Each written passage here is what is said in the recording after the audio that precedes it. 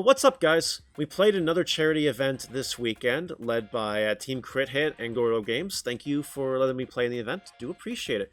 Because I was playing that event, I came third place. I went 4-0-1 with one draw, and we were playing Mastemon today.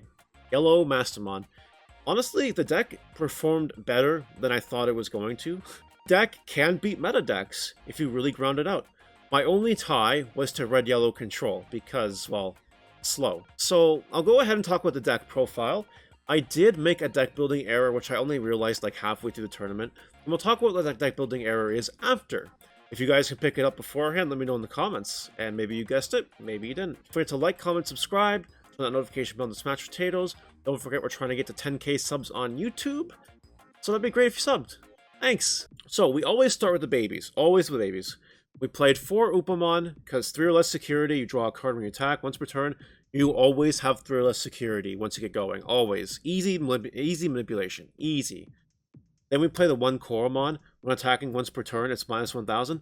If you have 3 of your security cards, again, always comes up. But again, I'd rather have Upamon, because you really need to draw your combo pieces. This is a slower, more combo-oriented version of Yellow, and because of that, you really need to draw power.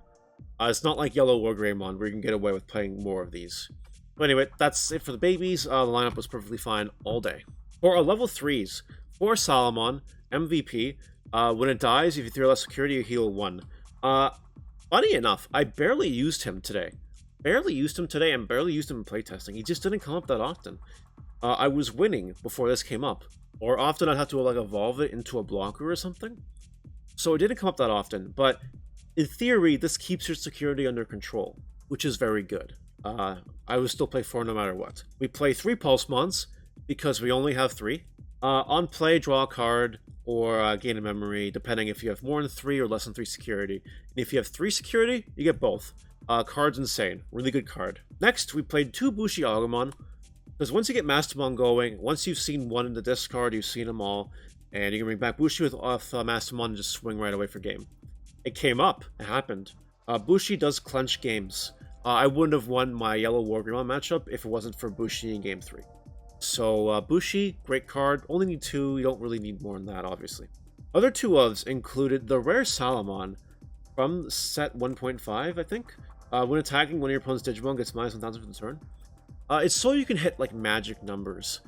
This and Wargrowl does 5k. This, Wargrowl, and this does 6. It does come up. I did want to see this for the option to do minus 1000. And this card did kill things in a tandem to other things. So this card's really good. I also played the 2-drop Salamon because I wanted to have some 2-drops in this deck because everything was costing 3 or more. Salamon really wanted it. If I had 4 Pulsemons, I probably wouldn't have played this at all. But I don't, so I stuck with 2, and it was fine. It was okay. And the final level 3 we played is 1 Lucemon, who barely came up today. Actually came up, I think I played it, what, twice? Once or twice? But the on-play healing is very good. I never got to bring it back with Mastemon, only did that in testing yesterday. Never came up in tournament. It was never in security today. I don't know. But Lucemon's just a good inclusion to have because of the healing at any point in time. It's honestly fine. And that's it for our lineup. A whole lot of them. 7, 9, 11, 13, 14 level 3s. Again, if you have a 4th Pulsemon, play a 4th Pulsemon. But besides that, wouldn't really change anything. For our champions, this card's overpowered. The Godamon Power Up Pack promo. On the opponent's turn, it's a blocker if you control Mastemon, which is insane. And then when you play it and you have 3 of your security cards, you heal 1.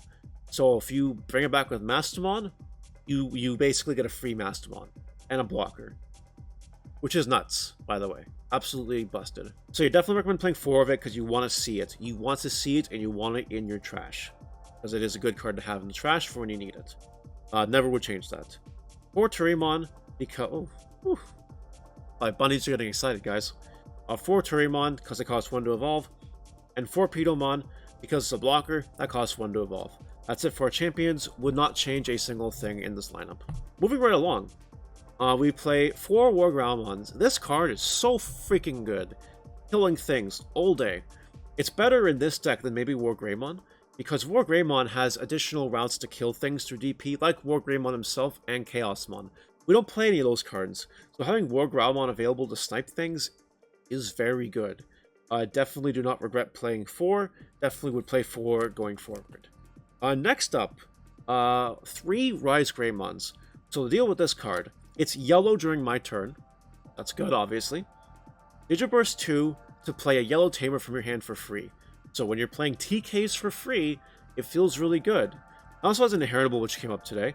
If you have a Tamer in play when attacking, one of your opponent's Digimon gets minus 2,000 per turn. All in all, really good card. I'd probably stick with 3. And then to finish things off for the level 5s, 3 Angelomon. Because you'll be under 3 security a lot, and Angelomon is another card that helps you keep control of that. Now, I barely played this card today. I was prioritizing the Digibursters a lot more. But this did heal a couple times. I might drop it to 2. Just so you guys know. And when we talk about the deck building error, you'll see what I want to drop it for. But 10, and all fine, all good. Now for the main star of the show. The main star. We got 4 Mastemons. So it evolves for 4, which is annoying, but it's okay. When evolving, you trash the top card in both players' securities, and you play a level 4 or purple or yellow card from your trash for free. It does not negate the on-play or anything, so things like Godamon activate, things like Pulsemon activate. Just all good stuff. All good stuff with Mastemon. All good stuff. And it's purple, whatever, it's great. It's a great card. 2 Slash. Because Slash is insane. Because minus 8,000 DP when Digivolving is insane. And like with War Growlmon, it's 12,000 DP. It kills most of the format. So definitely, I've thought about playing a 3rd. I almost played a 3rd, but I decided just to stick with 2. And 2 was fine. I saw them all day. I saw them more than Mastemons in some cases, funny enough. But yeah, that's what it is. Good level 6 lineup. I don't think I would change it. I'd consider throwing in a 3rd one of these. But that's really it. Level 7s. 2 Millenniumon. Millenniumon is insane this format against Yellow War Greymon, which is a bad matchup for us, in my opinion. And Millenniumon just helps it out. When Digivolving, spin a card to the bottom of the deck, and when it dies, it comes back if it has materials. Because we play 4 Mastemons, we can reliably play 2 Millenniumons, and it's honestly fine. Honestly, would not play more than 2. It came up, it was a great card. Card's insane. Yeah, Millenniumon. And now for our Tamers. We play 3 TK because memory Tamers are good. Looking at your security is good. Adding a card back is good. Replacing it's even gooder. Okay. Yep, so TK is really good. And you can play them for free potentially because of Rise Greymon, which is nuts. It's kind of good. We're playing 2 yellow Karis because we can play them for free with yellow... with Rise Greymon again. We can play for free. And if you start your turn with 3 for your security, you gain a memory. It comes up a lot. And finally, a purple Kari. We only play 1 of it because we can't play it for free. But all turns, when a card is removed from your security stack, you can suspend it to gain 1 memory. Basically, it makes your Mastemon cost 3. And it can kind of just give you 1 more memory to work with when your opponent's attacking you. That's it for the deck. That's 50 cards. If you're wondering what the deck building error was... the deck building error was no Blinding Rays.